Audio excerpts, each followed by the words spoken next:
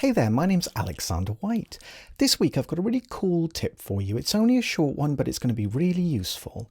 Sometimes when you've recorded a sound, the tone isn't quite right.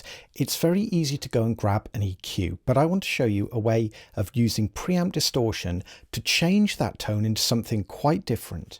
So what I've got here is a kick drum. Let me just play you how that kick drum sounds.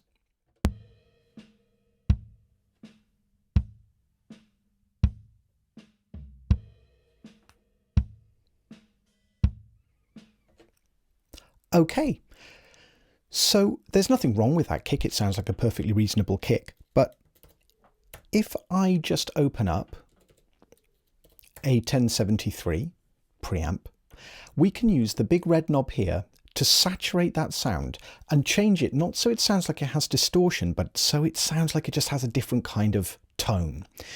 Let me show you what I mean. What we're going to do is click over to the mic part of the preamp. This is where we get the most saturation from this. And I'm going to adjust the output level in order to gain match.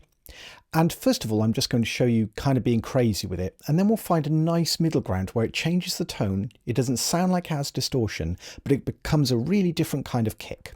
Let's go to work.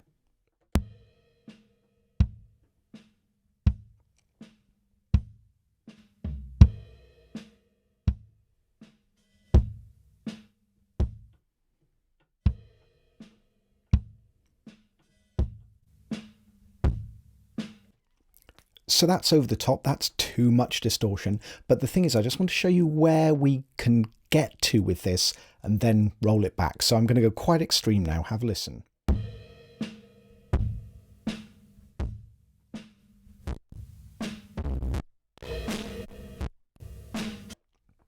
You can go really so far with this that actually the sound is actually breaking up so much it's dropping out, and that's just where the circuit in the preamp is overloading. Of course, this particular plugin has all of that emulation in it, so it really does honestly emulate how the circuit would respond.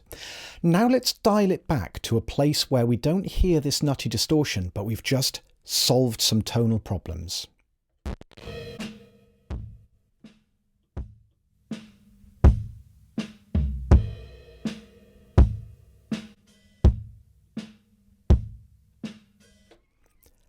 Okay, so you can still hear a slight bit of distortion, so we may bring it back a little more, but let's just do an A-B now and see just how much not only have we added a little bit of crunch, but how much the tone of the kick drum has changed.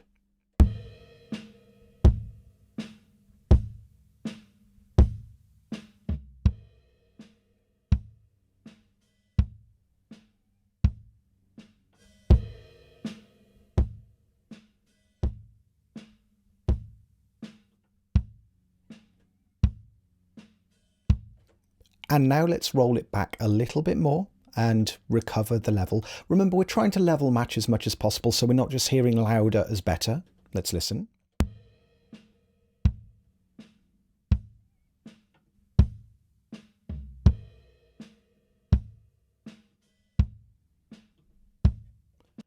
So I think one notch up, we'll try here.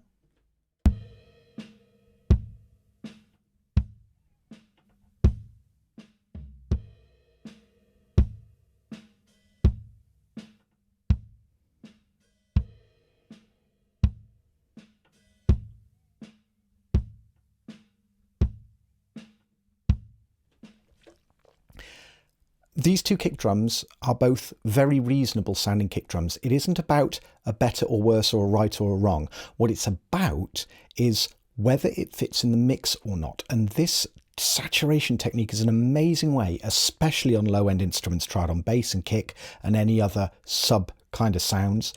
The tonal change that you get is huge. You get more mid-range, which may punch through the mix better. You get some compression, which makes the tone more even, just from one control. Let's have one more A-B.